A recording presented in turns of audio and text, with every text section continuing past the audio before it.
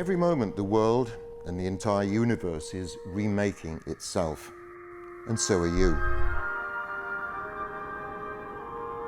Perpetual transformation is the name of the game. Nothing remains the same for the slightest nanosecond. Nothing's permanent, everything's in flux. Remember that old saying, no one ever steps in the same river twice. Why? Because it's not the same person, and it's not the same river.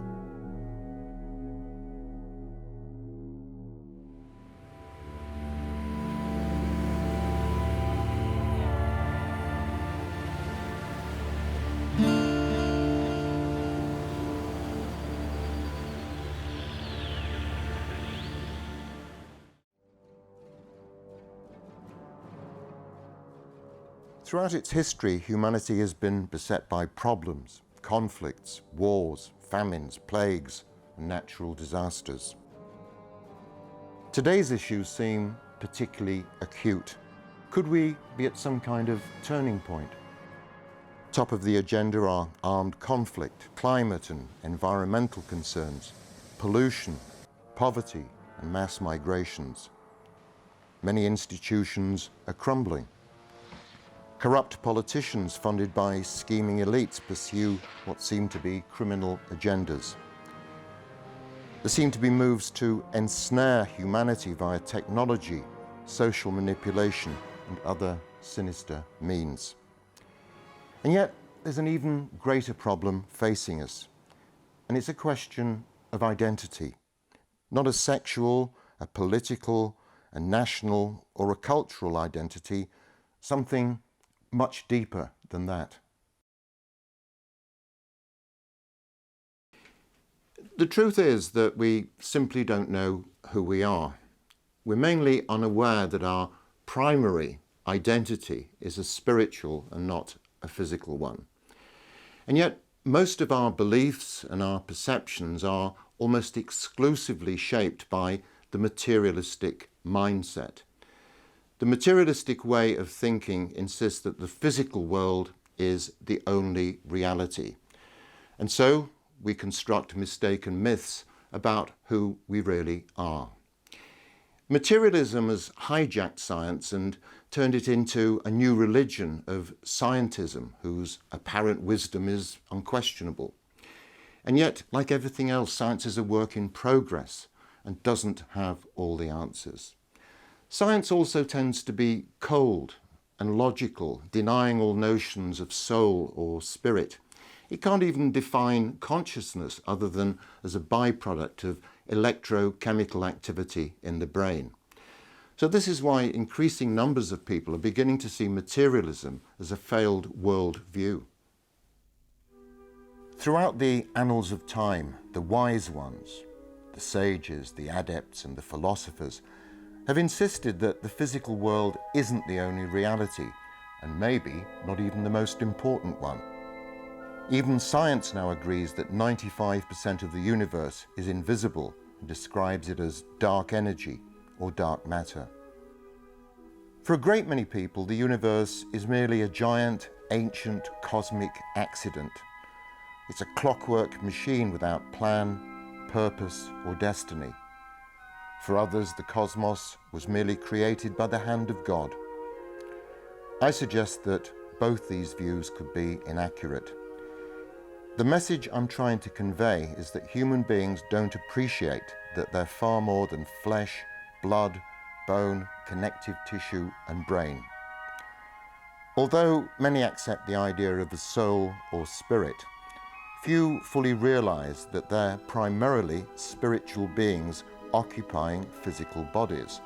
They're not physical bodies with spirits and souls attached as an aftermarket accessory.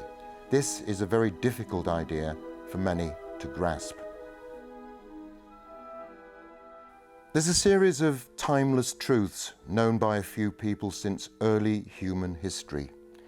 These truths are derived from cosmic laws which govern us and everything else in the universe. These are unalterable, universal principles. This is what's known as esoteric wisdom. Esoteric simply means secret. Sometimes it's called occult science. Occult merely means hidden. This wisdom has always been with us, preserved in secret. During certain eras, this ageless wisdom, or perennial philosophy, appears to vanish, but it's always privately preserved by a group of advanced beings, until it's time for these truths to emerge or re-emerge. So what exactly are these timeless truths? Some of them contradict some religious views, and many of them contradict the certainties of modern science. Most importantly, this wisdom tells us that the universe isn't so much a giant place as a mighty thought. The cosmos is consciousness. It's infinite and eternal, without beginning or end, without boundaries or limitations. Everything in that universe is conscious at its own level. Yes, it may surprise you to know that even rocks have primitive consciousness. These timeless truths inform us that everything is alive and interconnected. There's no dead matter or empty space. The universe is teeming with life, seen and unseen. In fact, there's nothing but life. And since all that life is interconnected, there's only one life, and we're all part of it.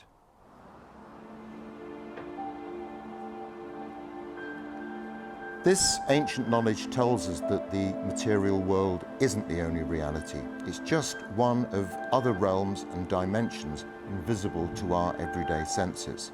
There are also mysterious energies and hidden forces which preserve and renew everything. There are concealed kingdoms of nature, above and below the human, without which we wouldn't have been born and without which we couldn't survive. The purpose of life everywhere is to develop into something higher via endless cycles of evolution.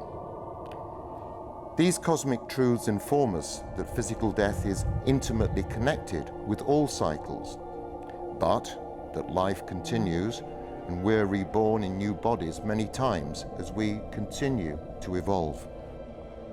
One day, far, far into the future, human beings will no longer need physical bodies and therefore will no longer die physically any longer.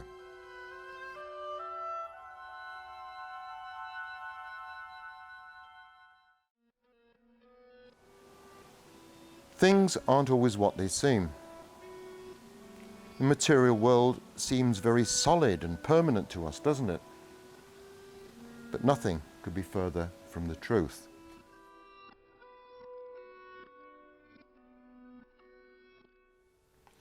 So, seeing is believing, right? Well, wrong. The human eye can only perceive a very tiny sliver of the entire electromagnetic spectrum. In fact, our physical senses, touch, taste, smell and hearing, are far inferior to those of many animals and even members of the plant and vegetable kingdom. And yet, we still rely on them and continue to believe that all you perceive with them is all there is. And this is the big problem with materialism. It doesn't allow any other possibilities. And that's why, for most people, the physical world is the only world. But this physical world represents only a tiny fragment of a much wider reality, most of which is invisible and imperceptible to us. So let's explore the alternatives to materialism. Down the ages, the wise and enlightened ones have assured us that the physical world isn't the only reality. In fact, many have described it as completely illusory. Many healers and even some mainstream doctors are aware that human beings have networks of energy flowing through them. For example, traditional Chinese medicine uses these meridians for acupuncture. Most people can't see these energies, but some sensitive people are able to perceive them as different coloured auras emanating from the body. Next to the physical plane, and acting as a mirror to everything in it, is a subtler, non-material world. This is usually referred to as the astral realm. Astral means star-like, because everything in the astral world is far less solid and seems to shimmer like water. The astral world is a template for the physical. It contains the non-physical blueprints for everything in the material world. So every physical thing has its astral counterpart. This is a plane of existence largely driven by emotion. It's sometimes known as the desire world, and we're no strangers to it. After all, we visit this astral realm every night when we sleep. It's where our dreams take place. And it's our immediate destination after we die. Alongside human beings, the astral world is home to many other entities too. Dead animals, elemental spirits, and even thought forms created by our emotions. Everything in the physical world actually begins on an even higher plane than that, the world of mind, the mental plane, the home of consciousness. It's formed into a blueprint on the astral before becoming material in the physical world. Even some scientists now agree with the mystics that physical objects consist of consciousness stepped down into a very much coarser state. And above the mental world are even higher levels of reality, the spiritual planes. We all have potential access to these elevated states. Most people, however, are unaware of their existence.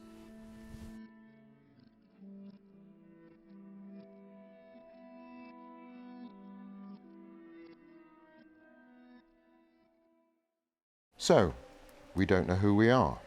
We're aware of mainly the physical and not the hidden elements.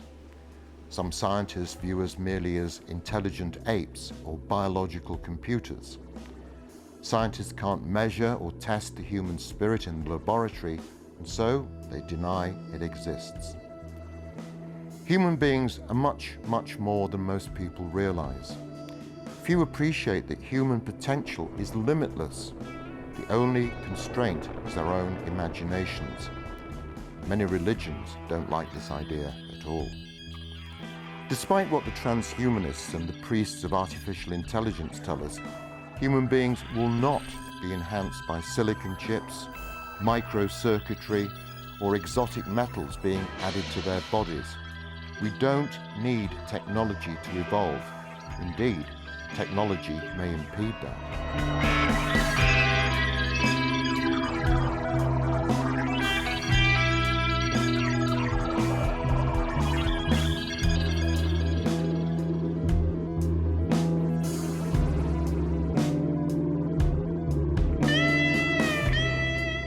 So, we can see human beings as having bodies and souls, or minds, bodies and spirits.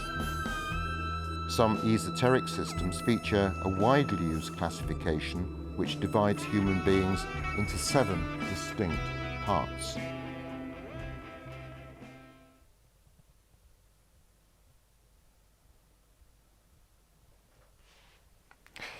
Our physical bodies, consisting of trillions upon trillions of cells, is the part, of course, that we're most familiar with.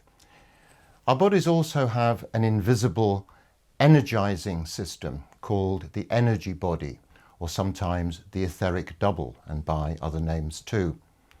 And as I mentioned earlier, we also have an astral body. But of course, all humans have minds. How they use them varies enormously. In fact, we don't just have one mind, but we have 2, a lower mind and a higher mind. The lower mind deals with mundane, concrete thoughts and routine, everyday trivia. What shall I have for dinner? Can I pay the rent? I hate my boss. The boss is late again. It's sometimes called the monkey mind because it's not very controlled and it's always jumping around from place to place. And much of this lower mind is driven by emotion. especially our needs and our desires. But we also have higher minds, which deal with imagination and creativity, minds which invent and conceptualize, and minds which appreciate noble virtues like truth and beauty. Even higher than our two minds is an even more sophisticated principle, often known as wisdom intuition, and in most people this is mainly dormant. In its most basic form, it comes to us as hunches, as instincts, as inspiration or flashes of insight. When more developed, the wisdom intuition principle allows us to access higher knowledge and information via a channel which transcends the intellect. An important thing to remember is that much of this hidden knowledge doesn't lie concealed out there somewhere. It lies buried deep within each of us. We know far more than we realize. We need to look inward, but accessing this faculty requires effort. And above wisdom intuition is our crowning glory, our pure spirit, part of that same universal spirit which encompasses everything in the cosmos. So we can regard ourselves as sevenfold beings. However, some of these bodies are temporary and some are permanent. The lower four bodies, the physical, the energetic, the astral and the lower mental, form the personality or lower self. This is the physical, emotional and mental makeup we adopt for one life only. The three higher bodies, higher mind, wisdom intuition and spirit, form the individuality or higher self. This is permanent, our souls if you like, and this is transferred from one life to another in modified form.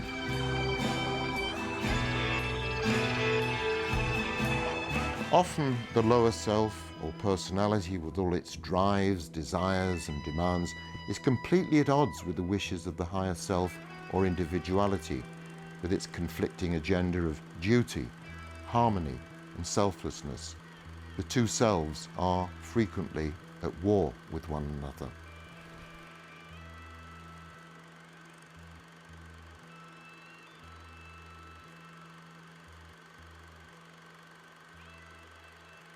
One of the core ideas of the esoteric teachings is that of cycles. Nothing at all is permanent. Nothing stays the same for the tiniest fraction of a second. Everything is in a constant state of flux.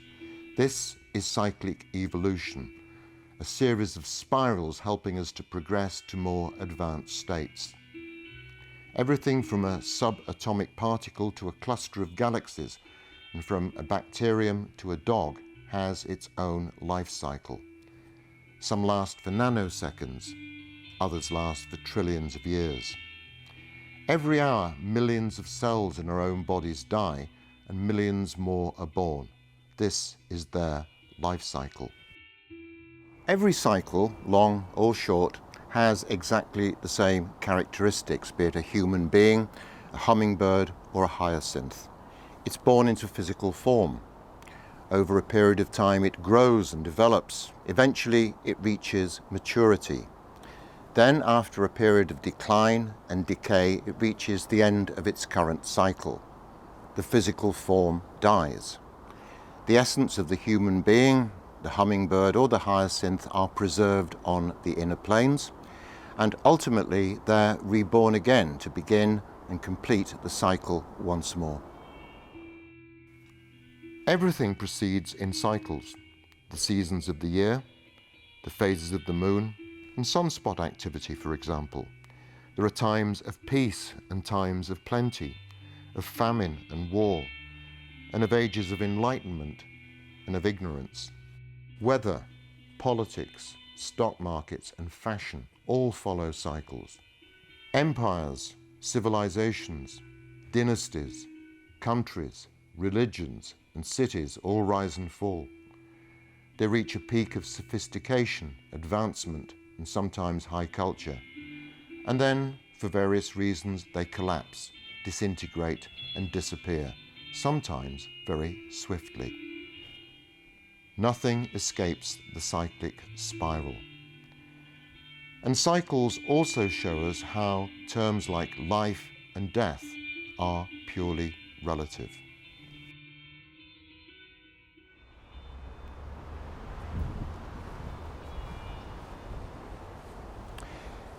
Death is many people's greatest fear. It shouldn't be, but it is because they misunderstand it. Ideas about death entertained by many people aren't just a cruel and pernicious myth, they're an outright lie. Some religious people firmly believe that they'll wind up in some kind of celestial paradise where they'll while away eternity with angels, with virgins, or with Jesus. The more materialistic are convinced that death of the physical body spells annihilation and the obliteration of all life and consciousness. Only total oblivion awaits. And this is where a lot of the fear comes in, because no one likes the idea of oblivion. And yet, throughout history, numerous cultures and some religions have firmly promoted the idea of something surviving death and being reborn in a new body. Even Christianity preached reincarnation at one time, but for sordid and complex reasons they banned it as a doctrine 1500 years ago. Today, in the West, reincarnation is making a comeback. Recent surveys in Europe and America indicate that between a quarter and a third of people, many of them Christians, believe they have lived before and will live again. Some are clearly unhappy with the idea of sitting out eternity in one of heaven's waiting rooms. Had we asked the reincarnation question a generation or two ago, the numbers believing in rebirth would have been negligible. The ancient teachings explain how human beings evolved slowly through the lower kingdoms of nature, the animal, the plant, and the vegetable kingdoms. Yes, even through the mineral kingdom too. These views about human evolution part company with Darwin's views. Essentially, human beings are on an eternal evolutionary journey of discovery, hopefully progressing up the scale with each life, but not always. This is why we need to be constantly reborn in new bodies, with new personalities, in different places and in different epochs, so that we can experience life in all its magnificence and all its misery. We're born rich or poor, obscure or influential, as men or as women, to suit the needs of each incarnation. One life simply isn't enough to achieve this. Humans are playing the long game. So who or what determines when, where, and how will be reborn? This is extremely complicated and deeply esoteric. The simple answer is, who decides? We do. As eternal evolving entities, we're in charge of our own destinies. No one else's. We rise or fall through our own efforts. I imagine that God's far too busy with loftier things than to worry about individual human lives. One of the key cosmic laws, perhaps the most important of all, is the law of karma, or cause and effect. This law of laws, as it's known, is what shapes each of our lives. Everything we do, say, feel, or even think leaves an imprint on the inner worlds. Nothing is immune from this indelible law. The purpose of the law of karma is about maintaining balance and harmony in the universe. It's not there to crush or punish or reward, although sometimes it appears that way. It ensures that we eventually learn from and benefit from our mistakes. We start to appreciate that much of what we're doing now in this life is effectively shaping the next one, just as this life is a product of previous ones. It means that if we choose, we can take control of our own futures. After all, we have a degree of free will. But everything has karma: rocks, universes, animals, and civilizations. Karma means that virtually nothing we encounter in life, opportunities, crises, and surprises, are random, accidental, or coincidental. They happen for a reason, and that reason is usually the result of cause and effect. We might not remember our past lives, and most people can't, but we still wrote the script for this one.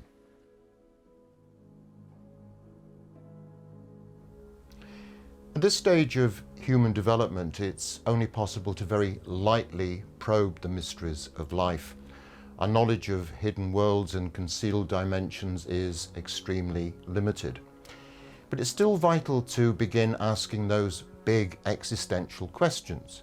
Who am I? Where did I come from? Why am I here? Where am I going? Despite the prevailing view on this planet at this time, the world and the wider universe isn't random, accidental, or purposeless. Whoever drew up the blueprints knew what they were doing, and it wasn't a product of chance, but intention. But whose intention? God? The great architect? A universal consciousness? The all? Someone else? As the physicist Albert Einstein put it, God doesn't play dice. Whether we accept it or not, there is a grand plan, an evolutionary scheme of things. As part of that plan, humans are evolving through long cycles of development in 7 main stages.